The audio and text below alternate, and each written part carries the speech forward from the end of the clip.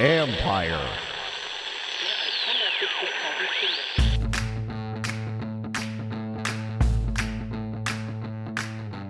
Hello and welcome to my podcast. Do me a favor, subscribe to the John Com Report. Wherever you get your podcast, you're watching on YouTube, like button, subscribe button, you know the deal. You can find us there as part of Empire Media, AMPIRE. Always much appreciated when you tune in, and you can read my work on ESPN.com. And a couple programming notes before I get to my pal Nicki over here.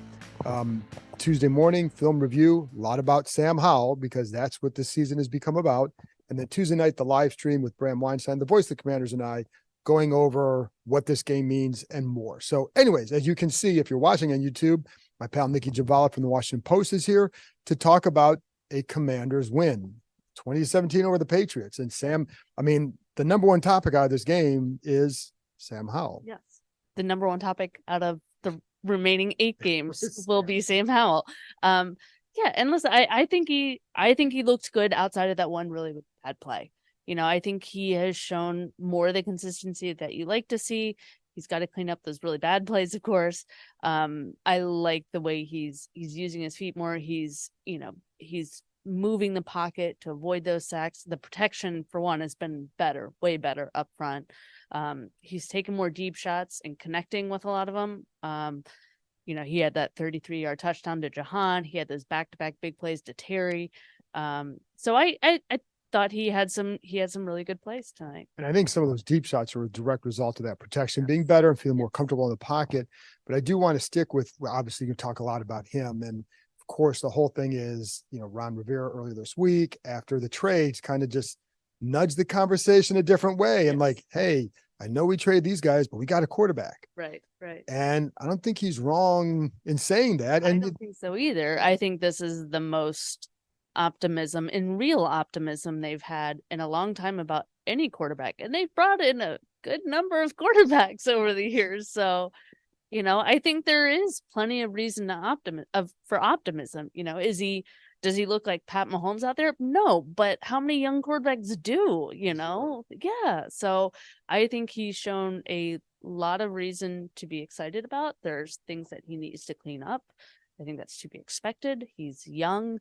This is only his 10th NFL game. So, I mean, and it's funny because I did when he was at his locker after the game, I did go up and say, hey, refer to him like getting your inner Lamar Jackson, something along those lines. Yeah. And all he thought about was, and then I had the worst play of my career. I threw the worst pick of my career right after that. So I was like, well, yeah, it was kind of bad, but at least it's a win, I guess, for you. But, then it's also, we talked to John Allen and John Allen, when he said that he thinks he can be the guy for the next, or that he is the guy for the next 5 to 10 years. Right. What do you make of that? And it's just like, there is a lot of confidence in him in that locker room, but what do you make of a statement like that from a guy like John? Yeah. I mean, John's seen quite a bit, he's seen a lot of quarterbacks come through that building. He's played against a lot of quarterbacks. So I think he's probably a good gauge of, somebody who would know what good quarterback play is. But I think it says a lot. I think there are a lot of times where I think veteran players will say that to boost the confidence of young players. I don't think that's the case in this situation. I think they genuinely feel that this is the first time in a long time where a lot of these guys feel like they have a chance. And Howell's given them reason for that. It's not made up. Again, is he perfect? Is he, an elite guy out there? No, but he gives them chances, and he's showing more consistency. He does. And I asked, because, I asked Charles Leno the same thing. When do you know, or can you tell? He's like, it takes time. I mean, 10 starts is not enough time to go and say, hey, problem solved after a few decades. Right. However, this is the best they've had since Kirk Cousins left, for sure. Right. And as far as it, so it gives them more hope. And then Leno's point was, well, what gives you the optimism that he can be? And he goes back to kind of the demeanor. Right. And not just like, we see the arm, we see he can make plays, but it's the demeanor that he feels gives him a shot. And I think that end of the half interception is a big deal, because what does he do? First drive, the second half, it's a touchdown drive. Right. That's what he does. Right. And I think that's what you can't teach in a lot of quarterbacks. And that's where a lot of young quarterbacks go wrong, is they'll dwell on the bad plays and it snowballs. He has poise in the pocket. I mean, Heck, he was sacked 40 times in 7 games. It never looked like he, took a single hit. He stays back there. Like, he's still willing to take these deep shots. And he does learn from a lot of his mistakes, which I think is another huge thing. And I feel like his pocket awareness, again, much of that is a credit to the protection up front where he's able to move. I think that just shows a lot about his awareness and kind of his growth there. The fact that he's able to relocate the pocket or extend plays like, that was it 24 yards on a 3rd and 23. I mean, how many quarterbacks can do that? Rookie or veteran? Not a ton. Not many. And what I like too is, like, for example, on the Byron, the Pringle play, where it's a blitz and he's forced to run to his right. He knows, like, he sees something on their side while he's sprinting away from pressure and throws it back there.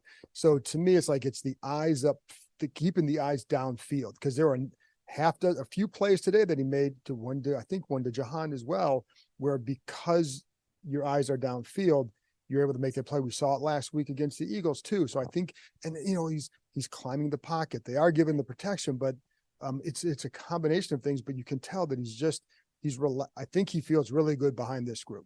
I think that's evident. Comfortable behind there. And he's, to me, the 3 biggest things are for a young quarterback, but really any quarterback is confidence. Do they consistently play with confidence? The IQ, the football IQ, understanding what you're seeing and knowing where to go with the ball, and then physically being able to execute what you should. And he has all 3.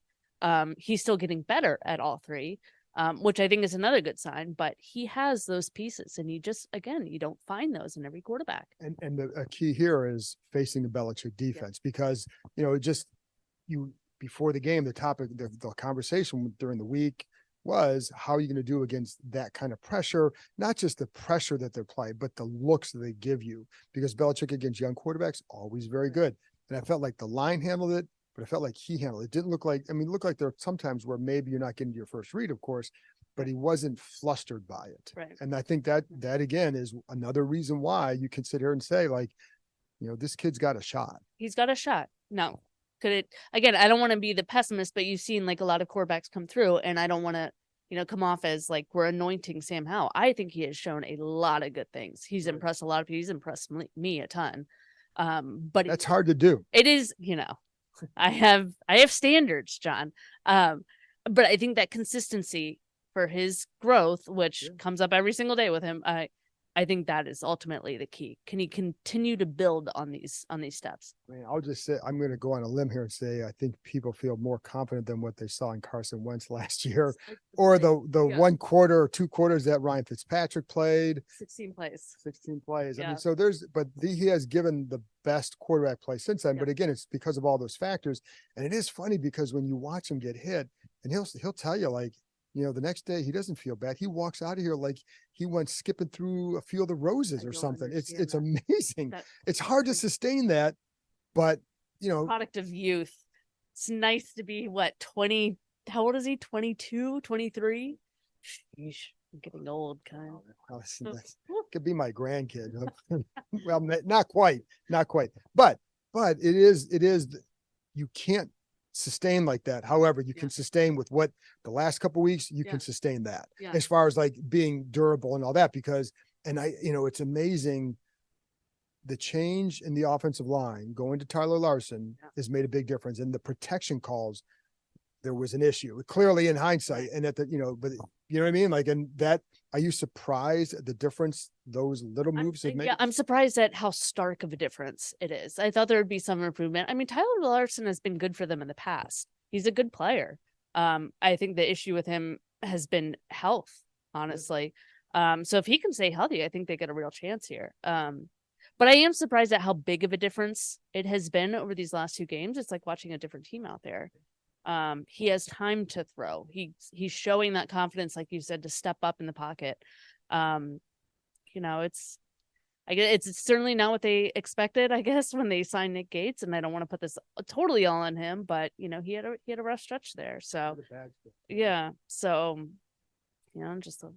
but this is where they are, and they made the right move to go to where they are. And it's funny because in a game like this, like this, I always say, with every time we cover one of their games or wins. It shouldn't have been that close, Right. but it's the turnovers. You lose, you give yourself a touchdown, give them a touchdown because of the Brian Robinson, and then you lose points at the end of the half because the interception. And if I have any Ohio State fans out there, Kyle McCord made the same play against Wisconsin. When I saw that, I thought that's that's the kind of mistake you make in your first start. Yeah. But nobody was more pissed about it than Sam Howell, and I think that is why I think I like him for what he's doing. So, but it is. I think the nice thing too for him is he's not getting ahead of himself like everybody else is. Like Ron Rivera saying this, John Allen saying that, others are saying this. It just doesn't affect him. Way more mature than all of us. Way more mature, certainly than I am. Definitely more mature than I was at 23. But I mean, that's another data point to add to, why he has a real shot here and why he's impressed them. I mean, and it goes, and last thing on him too, and it goes back to some of his press conferences. He has a way of saying the exact right thing almost every time. Terry, Terry's very much the same way, and Terry's become the face of the franchise, with good reason.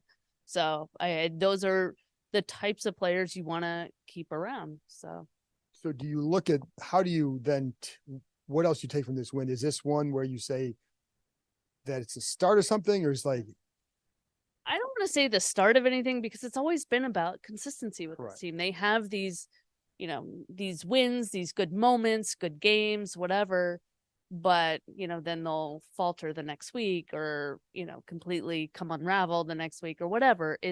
It's about consistency. I thought the one thing that really stood out to me was the play their drafted rookies who, all of them seem to have big plays. I'll still say KJ Henry should have had a sack, even though it was called for roughing. I still have yet to figure out.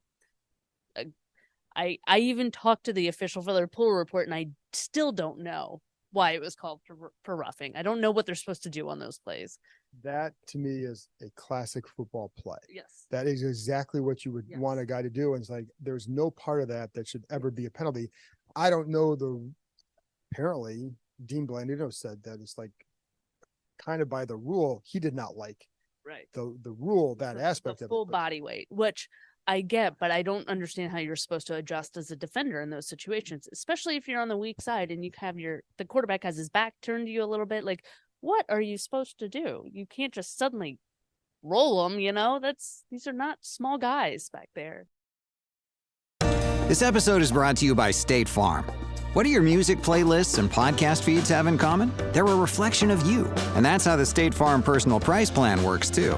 It gives you options to personalize your coverage so you can protect what you care about most at an affordable price that's just for you. Like a good neighbor, State Farm is there. Go to statefarm.com today to create your State Farm Personal Price Plan. Prices vary by state. Options selected by customer. Availability and eligibility may vary.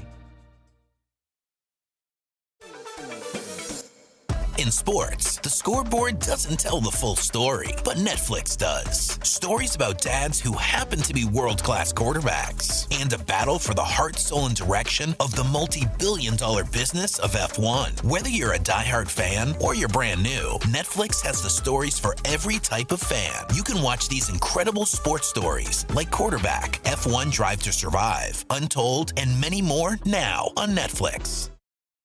Apple Card is the credit card created by Apple. You earn 3% daily cash back up front when you use it to buy a new iPhone 15, AirPods, or any products at Apple. And you can automatically grow your daily cash at 4.15% annual percentage yield when you open a high-yield savings account. Apply for Apple Card in the Wallet app on iPhone. Apple Card subject to credit approval. Savings is available to Apple Card owners subject to eligibility. Savings accounts by Goldman Sachs Bank USA, member FDIC. Terms apply. Mark your calendars, because November 11th is going to be huge. Yuri Prohaska versus Alex Pereira will face off during UFC 295, but only one fighter will leave with the belt. Secure your victory with unbeatable offers on DraftKings Sportsbook. New customers, strike now to get $200 instantly in bonus bets when you bet $5.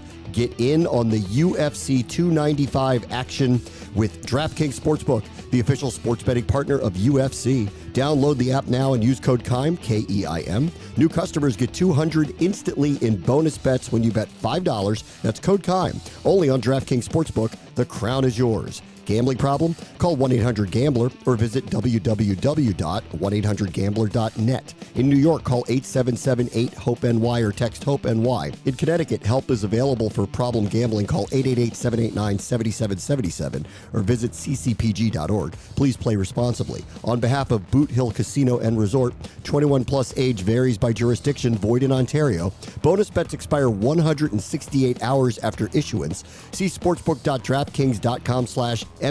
Terms for eligibility and deposit restrictions, terms and responsible gaming resources. At least the officials made it up on the next play when Emmanuel Forbes dropped the interception with help from somebody hugging him before the catch came. Yes. There were a few of those plays too where, very not so subtle holds were not called. But the roughing one was the one where it's like, and to be honest, I think the missed interference one was just big because that either pushes him back. If he doesn't interfere, it should have been a pick. And to be honest, the missed calls went both ways. At times it felt like it was more on the Patriots, but I mean, Jamin got away with a blatant face mask. Like there were a lot of missed calls in this game, but they ultimately came out with a W. But it's sticking with the young guys too, though, because that's the point. And this was, you have a story, and this is not like, it's not to absolve, because the last 4 years, the personnel moves are what they are, and it's why they're in this position. Right. So this is separate from that. Yeah. And if you guys should read it, it's the opportunity for correct. And that was a lot of the issues leading up is, they have this rookie class and half of them either won't see the field or have yet to see the field. KJ Henry was one of them. And unfortunately for him, it didn't, because of the call, it didn't go the way he wanted, but it should have. And I think in the minds of most, he had a really big play. But he's not the only one. Andre Jones, 7th round rookie, had only played, I want to say like 5 snaps coming into this game. He didn't get a lot more in this one, but he had the batted pass. Quan Martin with the game sealing interception. Emmanuel Forbes really stepped up. He looked like a different player out there.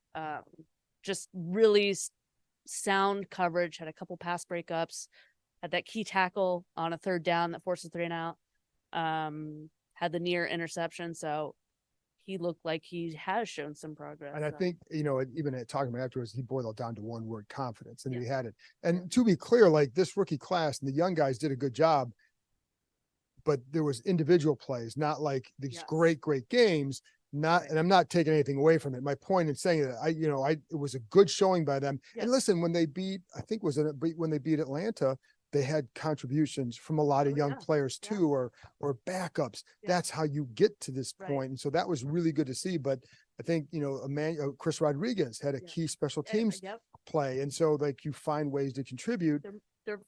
They're moments, they're flashes, but you need those. Right. Absolutely. And they got them from a lot. That's the a lot. They got them from the whole rookie. I think every drafted rookie that was available. I mean, Ricky Stromberg was out with a knee injury. Braden Daniels, of course, is on IR. So I think they got him. And Mitchell Tinsley was undrafted, was inactive. But they got a lot of contributions. I think the bigger issue, which in this kind of, prompted the piece that I wrote Sunday, is, the overall development and the overall use and finding guys, developing guys, and ensuring they fit in the scheme and or tailoring the scheme around them. Because that's every coach says they do it.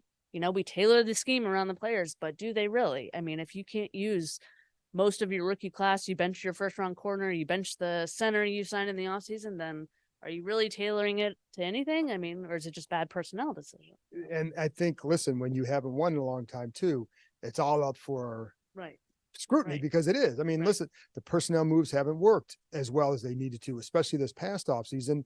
And one guy was benched and the other guy, Wiley, has had his moments. Hasn't been that great this year at times. So now the last couple of games, it hasn't hurt him. So, and this just in, breaking news on the John Keim podcast. Magic has weighed in. Would you like to hear what Magic? What does Magic Johnson say? This is what we're bringing to you. Bringing it to you live. It says, I'm very happy with my Commanders' win over the Patriots. Players stepped up on both sides of the ball and played consistent in the entire 4th quarter. He has shout outs to Coach Rivera, Coach Eric Bieniemy. Sam Howell did well executing the game plan. He threw for over 300 yards his third game this season. Special shout out to the receivers. They were excellent, caught about everything Howell threw their way today. Another shout out to the offensive line who stepped out big. I mean, he is feeling this one. Magic on the roll. But I'm glad he gave the O-line a shout out. Yeah. So, but it is, but going back to the young guys, I think it's good for them to see that development. They need to see that because if you're going to go anywhere with this roster at all, those guys, especially like Andre Jones and KJ, have to be a part because now they're thrust into different situations with losing Montez or trading Montez and Chase Young. So, the thing I wonder too with this defense, and this is a not nitpicking because it's like you have to look like, again, that's why I asked, is this the start of something or is this a lot? It's a good win. Yep. Always a good win when you win the road, and especially beat here. And I don't care what their record is. I mean, these guys haven't been tearing the world on fire either. So for them, this is a good win. But what can they build off here defensively? Because my one concern is there are definitely some missed opportunities by Mac Jones. Yeah. And if you face a better passing situation, how's that going to translate? Did you do enough to really kind of build on this, or did you get away with something on defense? Right. And that's until you get, more than a couple games under the belt, we're not going to know that. I think all of these games, frankly, for the next 8 weeks should be viewed as simply building blocks. Let's see if they can get back into it. Would seem tough to get back in playoff contention, but it's only a game out. I mean, anything's possible, as Ron Rivera would say. But I think more importantly is kind of where is this franchise going? At this point, you would expect some change in the offseason. So you want to know what you have on your roster, and it's important for these guys to really get a glimpse of that younger talent. Well, and especially because if these guys don't play well consistently, right, you have bigger problems. Right. Now you may find the quarterback, but it just adds the list. So if you can finish solid, whatever happens with the staff or whatever, but if you at least that you have a roster that you can build on, that we were right about, they can say they were right about these guys, or you know what I mean? Like, I think that's important. Yeah. And we were talking about this before the game is, everybody points to, their cap space in the offseason. Well, that money can go quick, even if you don't need a quarterback, because you look at the premium positions they do need. That money will go fast. If you're looking to add multiple tackles, multiple ends, linebacker, corner, safety, tight end, but that's where they're getting the extra picks. Exactly. Really, that's where the extra picks, but also knowing what sort of reserve and young talent you have currently. And one of those picks, like you said, defensive end, and they trade Montez Sweat. Yeah. You like how I created that segment? Yes, I did. Thank you. But Montez, oh my goodness. Like John Allen was talking about, I'm sure John Allen's thinking serious money. He did comment on it.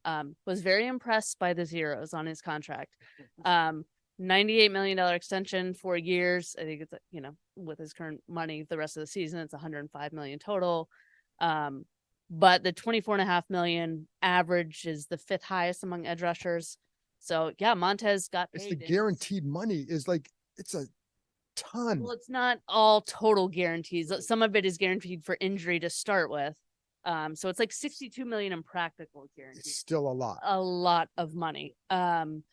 It's way more than these guys would have been comfortable.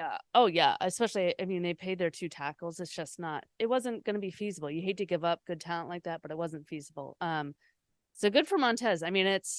This is why the Bears did this deal. I know they faced a lot of criticism. Why would you give up a 2nd-round pick for, defensive end who may not want to be there? Well, yeah, that's why, because you're going to sign him to nearly $100 million, and they had to make it desirable for him to sign that deal because Chicago's a great city. I love Chicago. That's a bad organization. Yes. He went from being in a bad situation here for a few years, or at least tired of losing. Now you go in there, you wanted to be in Atlanta. Yeah. You had to make it you had Atlanta to say was okay. Yeah. How many zeros will it take? And where does that decimal point go to get you to feel happy here? Right there. How many zeros will it take for Chicago to feel warm in the winters, Montez? So quite a few, as it turns out. But good for him. I'm glad he got paid. I'm happy for the guy. He's gone through a lot. And so he warrants that he's a very good player. Yeah. that much guaranteed for him is just It's a lot of money. It's a lot of money, but they need that infusion of talent up front. So hope he can come through for them. And so the last thing then is, how much do you think this game, does it quiet anything? Does it change anything? it shouldn't. It shouldn't. You know, a win's a win. That's always great. A lot of players stepped up, a lot of good contributions. That's great. But I think we still know what this team is, what this team needs. And we've seen where they have, you know, a strong performance and the next week they can be off. So it shouldn't change anything. I think they should enjoy the win. You know, they, like you said, only a game back now, but I still think, you know, change is probably coming and we'll just see how much. So, and you know, last I did want to mention Jahan Dotson with a nice catch. Yes. Like that play was that throw was, it was a beautiful, it was a good pickup But, on the like, blitz. It was Out there. It was out there, but it was a really, it looked like a perfect wedge shot to the green where it just lost it right in there, and a good catch by and Dotson, I think, really kind of, I don't think he's sitting there struggling with his confidence, but I think after some of the drops he's had, he needed that. Yeah. And he had one early in this game. You know, was that 4 so far this season, which is, it just seems unlike him. You know, he's such a polished receiver otherwise. And I'm sure he's sick of hearing about it, frankly. But so for him to get that big one in, I know it's huge, even if he won't admit it publicly, you know. Probably. And but again, and to your point too, like building on this, Yeah. you go out and beat Seattle. The problem is everybody listening to this knows that, well, they could go out beating Seattle, and then the Giants come to town, a crappy Giants team, and the crappy Giants team seems to like stymie the momentum. Daniel Jones is back. He could have another 80-yard So- rushing game, but anyways, first things first, they got the win here. Yep. They have a young quarterback that they feel really good about and should feel really good about. And they're going to have to build on. That's the kid you build on right now and see where it goes with him. Right. So Yep. anyways, thanks for coming on as usual, Nikki. You can follow our work, read thewashingtonpost.com, at NICKIJHABVALA on Twitter, on X, Twitter, whatever it is. Yeah, you got it. So anyway, thanks for tuning in. As always, I'll be back Tuesday morning with a film review, Tuesday night, 7:30 Eastern time with Bram Weinstein, the voice of the Commanders, for another live stream show. Talk to you next time.